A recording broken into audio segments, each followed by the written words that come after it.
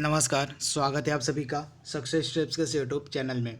दोस्तों, आज हम ग्राम समाज एवं विकास के 40 महत्वपूर्ण प्रश्नों को सॉल्व करेंगे तथा ये जो 40 महत्वपूर्ण प्रश्न होंगे ये लेखपाल भर्ती परीक्षा पर पूरी तरह से आधारित होंगे, क्योंकि ये जो ग्रामीण समाज का टॉपिक है यह लेखपाल भर्ती परीक्षा के लिए मोस्ट इम्पॉर्टेंट टॉपिक है, क्योंकि इससे प्रतिवर्ष 25 प्रश्न पूछे ही जाते हैं। तो इसे आप बिल्कुल ध्यान से पढ़िएगा तथा ये जो प्रश्न हम आप तक पहुंचाएंगे ये प्रीवियस ईयर क्वेश्चंस पे आधारित होंगे। तो चलिए वीडियो को शुरू करते हैं। पहला प्रश्न आपका है, स्वदेशी हल क्या होता है? आपके पास 4 ऑप्शन है। तो स्वदेशी हल क्या होता है? तो इसका राइट आंसर आपको मिलेगा, जुताई का एक प्राथमिक उपकरण होता है स्वदेशी हल। तो ऑप्शन डी इसका बिल्कुल सही है। यहाँ पे व्याख्या भी दी हुई है, आप वीडियो को पॉज करके व्याख्या भी पढ़ सकते हैं। मैं जहाँ पे जरूरी होगा वहीं पे व्याख्या पढ़ूंगा, क्योंकि इससे आपका समय बचेगा। तो अगर आपको व्याख्या पढ़नी होगी तो आप व्याख्या को वीडियो को पॉज करके पढ़ लीजिएगा। अगला इंपॉर्टेंट है, ईख की अधसाली किस्म की फसल अवधि क्या है? तो ईख की अधसाली किस्म की फसल अवधि क्या है? तो 18 माह। तो आप इसे याद रखिएगा, ईख की जो अधसाली किस्म होती है उसकी फसल अवधि 18 महीने होती है। तो आप इसे याद रखिएगा, यहाँ पे आप देख रहे हैं ईख की अधसाली किस्म की जो फसल अवधि है वह 18 माह है। अधसाली किस्म की ईख की खेती मुख्यतः महाराष्ट्र में की जाती है। इसका रोपण जुलाई माह में किया जाता है। फैक्ट भी आप याद रखिएगा। अगला प्रश्न हमारा है, भारत में लगभग 90% सिंचाई क्षेत्र किसके अंतर्गत है? Super important. तो भारत में लगभग 90% जो सिंचाई क्षेत्र है यह किसके अंतर्गत आता है? तो सतही सिंचाई के अंतर्गत। सतही सिंचाई के अंदर किसका? तो नहर हो गया, जैसे नलकूप, कुआं, पोखर, तालाब इत्यादि हैं। तो इसे अभी आप ध्यान दीजिएगा, ये सभी सतही सिंचाई के अंतर्गत आते हैं। नहर, नलकूप, कुआं, पोखर और तालाब। तो आप इसे ध्यान दीजिएगा। तथा भारत में सिंचाई के मुख्य स्रोत क्या क्या हैं? तो नहर हो गई, नलकूप हो गया, कुआं हो गया, पोखर हो गया, तालाब हो गया। ये सभी जो है भारत में सिंचाई के मुख्य स्रोत हैं तथा इनमें से नलकूप द्वारा जो सर्वाधिक सिंचाई की जाती है भारत में, तो इसे भी आप ध्यान दीजिएगा। अगला प्रश्न हमारा है 124वां, निम्नलिखित में से कौन सा वृक्षी सब्जी है? सुपर इंपॉर्टेंट प्रश्न। तो इसमें से कौन सा एक वृक्षी सब्जी है? तो ऑप्शन सी यानी कि कड़ी पत्ता जो है यह एक वृक्षी सब्जी का उदाहरण है। तो आप इसे ध्यान दीजिएगा, इसे मीठी नीम भी कहा जाता है। अगला प्रश्न हमारा है, तेज हवा की गति कितनी होती है? सुपर इंपॉर्टेंट प्रश्न। तो तेज हवा की गति कितनी होती है? तो तेज हवा की गति होती है 30 मील प्रति घंटा। तो आप इसे याद रखिएगा, जो तेज हवा होती है उसकी गति होती है 30 मील प्रति घंटा। तो ऑप्शन बी इसका बिल्कुल सही है। अगला प्रश्न हमारा है, भारत में कुल कितने गांव हैं? तो 2011 के जनगणना के अनुसार भारत में कुल कितने गांव हैं? तो 6,40,930, यानी 6,40,930 टोटल गांव हैं 2011 की जनगणना के अनुसार भारत में। तो ऑप्शन सी इसका बिल्कुल सही है। अगला प्रश्न हमारा है, भारत में कितने प्रतिशत ग्रामीण घरों को बिजली सुलभ है? तो भारत में कितने प्रतिशत ग्रामीण घरों को बिजली सुलभ है? तो 56% जो भारत में ग्रामीण घर हैं उनको बिजली सुलभ है। तो आप इसे ध्यान दीजिएगा। ये 2015 का जो प्रश्न उसके हिसाब से मैं बता रहा हूँ, अभी का जो डेटा है वो परिवर्तित हो चुका होगा, तो ये प्रश्न उतना आपके लिए रिलेवेंट नहीं है। तो इसे आप ध्यान मत दीजिएगा इस प्रश्न को। अगर आपको इस प्रश्न का करंट देखना होगा तो आप गूगल कर लीजिएगा, उसमें आपको करंट सिनेरियो आपको पता चल जाएगा कि प्रेजेंट टाइम में कितने प्रतिशत ग्रामीण घरों को बिजली सुलभ है। अगला है, भारत में मिट्टी के तेल का खुदरा बाजार मूल्य क्या है? तो भारत में मिट्टी के तेल का खुदरा बाजार मूल्य क्या है? तो 28.50 प्रति लीटर। तो ये भी करंट अफेयर्स का ही प्रश्न मान लीजिए, क्योंकि हमेशा ये दाम बढ़ता घटता रहता है, तो ये भी उतना आपके लिए रिलेवेंट प्रश्न नहीं है। इसका भी आप देख सकते हैं कि प्रेजेंट टाइम में मिट्टी का तेल का खुदरा बाजार मूल्य कितना चल रहा है। अगला प्रश्न हमारा है, 2011 की जनगणना के अनुसार ग्रामीण भारत की आबादी कितनी है? तो 2011 की जनगणना के अनुसार जो हमारा ग्रामीण भारत है उसकी कुल आबादी बताई गई 83.3 करोड़। कितनी? 83.3 करोड़ जो आबादी है 2011 की जनगणना के अनुसार ग्रामीण भारत की बताई गई है। तो ऑप्शन ए इसका बिल्कुल सही है, 83.3 करोड़।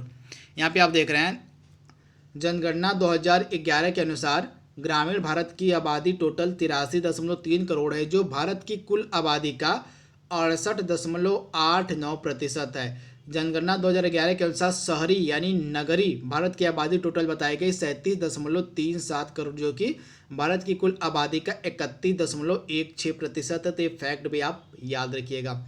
अगला प्रश्न हमारा है, बहुप्रचलित सिंचाई का स्रोत इसमें से क्या है? तो बहुप्रचलित सिंचाई का स्रोत क्या है? तो ट्यूबवेल जो होता है यह एक बहुप्रचलित सिंचाई का स्रोत है। तो आप इसे ध्यान दीजिएगा। भारत में बहुप्रचलित सिंचाई का स्रोत ट्यूबवेल या नलकूप है, तथा भारत में नलकूप या ट्यूबवेल के द्वारा सबसे अधिक मात्रा में सिंचाई की जाती है। तो इसे भी आप ध्यान दीजिएगा। यहाँ पे लगभग ट्यूबवेल से 45% सिंचाई, नहर से 26%, कुआं से 19% सिंचाई भारत में की जाती है, तालाब से 3%। अगला है, ग्रामीण भारत में प्रत्येक वर्ष कितने प्रतिशत टीवी सेटों की बिक्री होती है? तो 44% होती थी उस समय। 2015 का ये पेपर है, तो उस समय जो था तो 44% उस समय ग्रामीण इलाकों में टीवी सेटों की बिक्री होती थी। तब यह डेटा परिवर्तित हो चुका होगा, तो इतना प्रश्न आपके लिए रिलेवेंट ये नहीं है। अगला प्रश्न हमारा है, ग्रामीण मतलब हरित क्रांति का लाभकारी वरदान किन विशेष फसलों के लिए है? तो हरित क्रांति का जो सबसे अधिक प्रभाव था यह देखा गया था गेहूं और चावल पर। तो ऑप्शन सी इसका बिल्कुल सही है।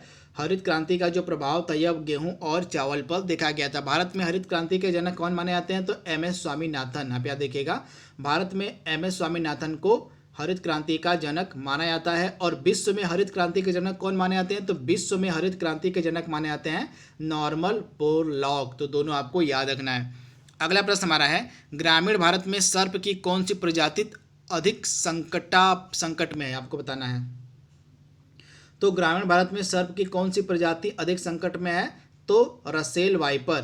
तो सर्प की यह एक प्रजाति होती है जो ग्रामीण भारत में पाई जाती है, तथा यह अधिक संकट में प्रेजेंट टाइम में है। अगला प्रश्न हमारा है, अधिया और बटाई शब्दों का प्रयोग किस अभिप्राय से किया जाता है? तो अधिया और बटाई शब्दों का जो प्रयोग है यह किस अभिप्राय से किया जाता है? तो ऑप्शन बी और सी हमारा बिल्कुल सही है, ग्रामीण ऋण और फसल की साझेदारी। यानी अधिया का मतलब आपका हो गया ग्रामीण ऋण और बटाई का मतलब आपका हो गया साझेदारी से। तो आप इसे याद रखिएगा, इन दोनों शब्दों का मतलब होता है ग्रामीण ऋण और साझेदारी। 34वां प्रश्न था ये हमारा। 135वां प्रश्न हमारा क्या कह रहा है, देख लेते हैं। सिराजी और बसरा किसकी उत्तम प्रजातियां हैं? तो सिराजी और बसरा किसकी उत्तम प्रजातियां हैं? तो कबूतर की ये दोनों उत्तम प्रजातियां हैं, सिराजी और बसरा। तो ऑप्शन ए इसका बिल्कुल सही है। अगला प्रश्न हमारा है, भारत में सर्वाधिक और सबसे महत्वपूर्ण मिट्टी समूह कौन सा है? तो जलोढ़ मिट्टी जो है भारत में सर्वाधिक और सबसे महत्वपूर्ण मिट्टियों का समूह है। तो इसे आप याद रखिएगा, जलोढ़ मिट्टी। यहाँ पे आप देख रहे हैं भारत में सर्वाधिक और सबसे महत्वपूर्ण मिट्टी समूह जलोढ़ मिट्टी है। जलोढ़ मिट्टी जो है भारत की सबसे अधिक उपजाऊ मृदा है। यह मृदा मूलतः हिमालय के निक्षेपों से बनी है या फिर सागरी पक्षगमन यानी पीछे हटने के उपरांत छोड़े गए गाद यानी सिल्ट से बनी हुई है। जिसे आप याद रखिएगा, भारत की सबसे अधिक जो उपजाऊ मृदा होती है वह जलोढ़ मृदा ही होती है। अगला प्रश्न हमारा है, आंधी में हवा की गति कितनी होती है? तो आंधी में हवा की गति कितनी होती है? तो 80 मील प्रति घंटा से अधिक। ऑप्शन सी इसका बिल्कुल सही है। आंधी में हवा की जो गति होती है यह 80 मील प्रति घंटा से अधिक होती है। तो ऑप्शन सी इसका बिल्कुल सही है। अगला प्रश्न हमारा है, भारत में ग्राम पंचायतों की संख्या कितनी है? तो भारत में जो ग्राम पंचायतों की संख्या है गैर आबादी वाले गांवों से अधिक है। तो आप इसे याद रखिएगा, भारत में ग्राम पंचायतों की जो संख्या है यह गैर आबादी वाले गांवों से अधिक है। आइए इसका डिस्क्रिप्शन देखते हैं कैसे है। तो भारत में ग्राम पंचायतों की जो संख्या है गैर आबादी वाले गांवों से अधिक है। भारत में लगभग 2.5 लाख ग्राम पंचायतें हैं। ग्राम पंचायतों का मुखिया सरपंच या प्रधान होता है, जो कि ग्राम पंचायतों में निर्वाचित नागरिकों द्वारा वोट देकर चुना जाता है। तो इसे आप ध्यान दीजिएगा। अगला प्रश्न हमारा है, गुटी का प्रयोग आमतौर पर किसके संवर्धन के लिए किया जाता है?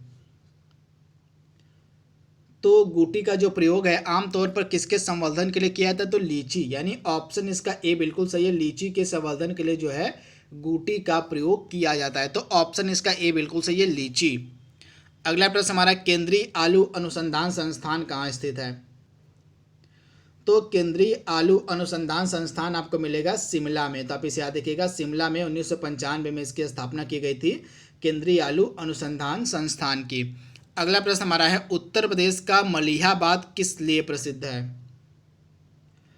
तो उत्तर प्रदेश का जो मलिहाबाद है यह किस लिए प्रसिद्ध है? तो दशहरी आम के लिए उत्तर प्रदेश का मलिहाबाद, दशहरी आम, मलिहाबाद जो है वह दशहरी आम के लिए प्रसिद्ध है। तो आप इसे याद रखिएगा, मलिहाबाद उत्तर प्रदेश की राजधानी लखनऊ में स्थित है, तो इसे भी आप ध्यान दीजिएगा। अगला है, पकते ही हरा टमाटर लाल क्यों हो जाता है, इसका कारण बताना है। तो पकते ही जो हरा टमाटर होता है या लाल क्यों हो जाता है? तो क्लोरोप्लास्ट के क्रोमोप्लास्ट में बदलने के कारण जो है हरा टमाटर लाल टमाटर में परिवर्तित हो जाता है। तो यहाँ पे देख रहे हैं, पकते ही जो हरा टमाटर है क्लोरोप्लास्ट के क्रोमोप्लास्ट में बदलने के कारण यह लाल हो जाता है। क्रोमोप्लास्ट फल फूल और जड़ों आदि में पाए जाते हैं। क्रोमोप्लास्ट की मूलतः टमाटर के लाल रंग का ही मतलब क्रोमोप्लास्ट ही मूलतः टमाटर के लाल रंग का कारक होता है, तो इसे आप ध्यान दीजिएगा। अगला प्रश्न हमारा है, यदि दूध से क्रीम को अलग कर दिया जाए तो दूध का घनत्व में क्या परिवर्तन होगा? तो यदि दूध से क्रीम को अलग कर दिया जाए तो दूध के घनत्व में क्या परिवर्तन होगा? तो दूध का जो घनत्व है वह बढ़ जाता है, यानी ऑप्शन ए इसका बिल्कुल सही है, दूध का घनत्व बढ़ जाएगा जब दूध से क्रीम को अलग कर दिया जाता है। तो आप इसे ध्यान दीजिएगा। अगला प्रश्न हमारा है, पीत क्रांति किससे संबंधित है? तो पीत क्रांति का संबंध है तिलहन उत्पादन से, तो ऑप्शन बी इसका बिल्कुल सही है, पीत क्रांति का संबंध है तिलहन उत्पादन से, तो आप इसे ध्यान दीजिएगा। इसके बाद श्वेत क्रांति का संबंध आपका दूध उत्पादन से है, नीली क्रांति का संबंध आपका मछली उत्पादन से है, और हरित क्रांति का संबंध आपका था खाद्यान्न उत्पादन से। अगला प्रश्न हमारा है, लहसुन की तीव्र गंध का कारण क्या होता है? मतलब लहसुन में जो तीव्र गंध आती है उसका कारण क्या आता है? तो उसमें एक प्रकार का गंधक यौगिक पाया जाता है जिसके कारण जो है लहसुन की जो गंध होती है वह तीव्र होती है, तो ऑप्शन सी इसका बिल्कुल सही है। अगला प्रश्न हमारा है, टपका किस फसल का अंतिम चरण होता है? तो टपका किस फसल का अंतिम चरण होता है? तो आम का यह अंतिम चरण होता है टपका, यानी ऑप्शन ए इसका बिल्कुल सही है।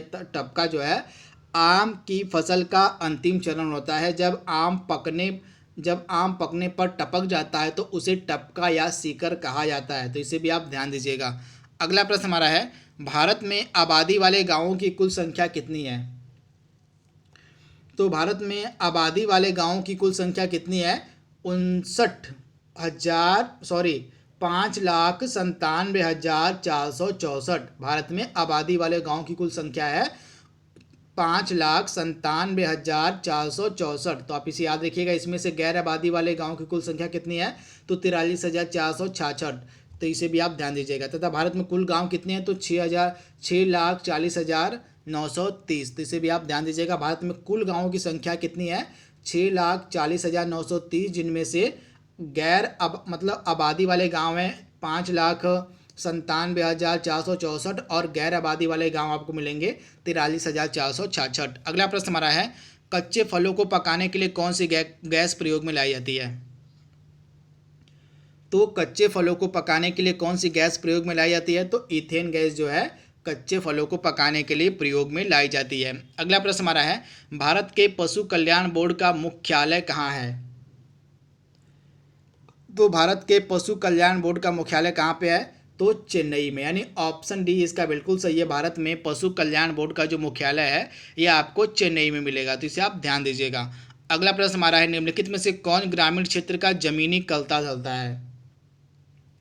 तो ग्रामीण क्षेत्र का जमीनी कलता धलता कौन होता है? तो लेखपाल, यानी ऑप्शन बी इसका बिल्कुल सही, जो लेखपाल होता है यह ग्रामीण क्षेत्र का जमीनी कलता धलता होता है, तो आप इसे ध्यान दीजिएगा। अगला प्रश्न हमारा है, उत्तर प्रदेश में किस फसल की मिट्टी अधिकांशतः पाई जाती है?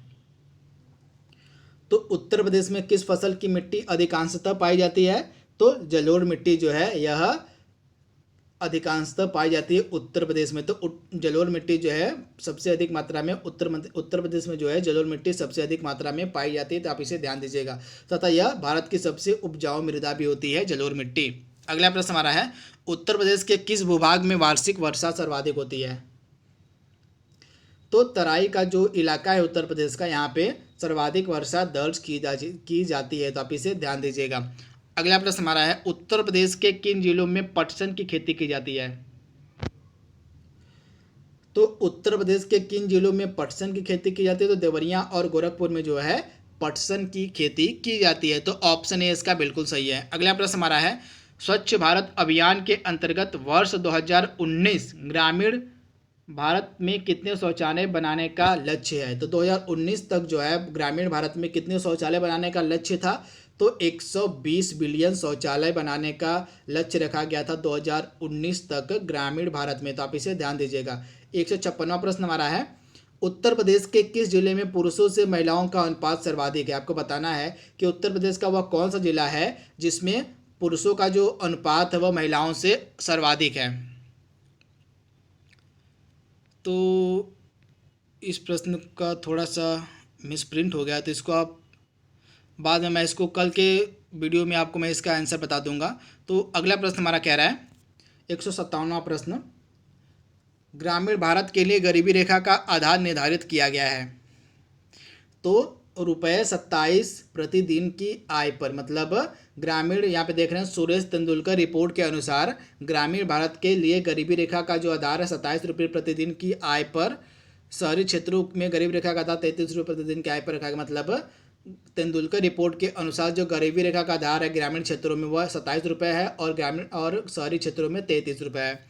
अगला प्रश्न हमारा है, यूनाइटेड नेशन द्वारा घोषित अंतर्राष्ट्रीय योग दिवस सारे विश्व के ग्रामीण और शहरी इलाकों में किस दिन मनाया जाता है? तो अंतर्राष्ट्रीय योग दिवस आपको पता होगा प्रतिवर्ष 21 जून को मनाया जाता है। अगला प्रश्न हमारा है, विश्व केला का, मतलब विश्व में केला का सर्वाधिक उत्पादक देश कौन सा है? तो विश्व में केला का सर्वाधिक उत्पादन करने वाला देश कौन सा है? तो भारत में सबसे अधिक मात्रा में केले का उत्पादन होता है। आज का लास्ट प्रश्न हमारा, यदि पंचायत भंग होती है तो किस अवधि के अंदर चुनाव लड़े जाएंगे? तो 6 माह के अवधि के अंदर जो है चुनाव कराने अनिवार्य होते हैं यदि कोई पंचायत भंग हो जाती है, तो आप इसे ध्यान दीजिएगा। तो दोस्तों यहाँ पे आप देख रहे हैं हमने 40 प्रश्नों को कवर कर लिया है। ये 40 प्रश्न संबंधित थे ग्रामीण विकास से, तथा ये पूरी तरह से लेखपाल भर्ती परीक्षा पर आधारित है। तो आज के लिए बस इतना ही। Thank you, thanks for watching, thank you.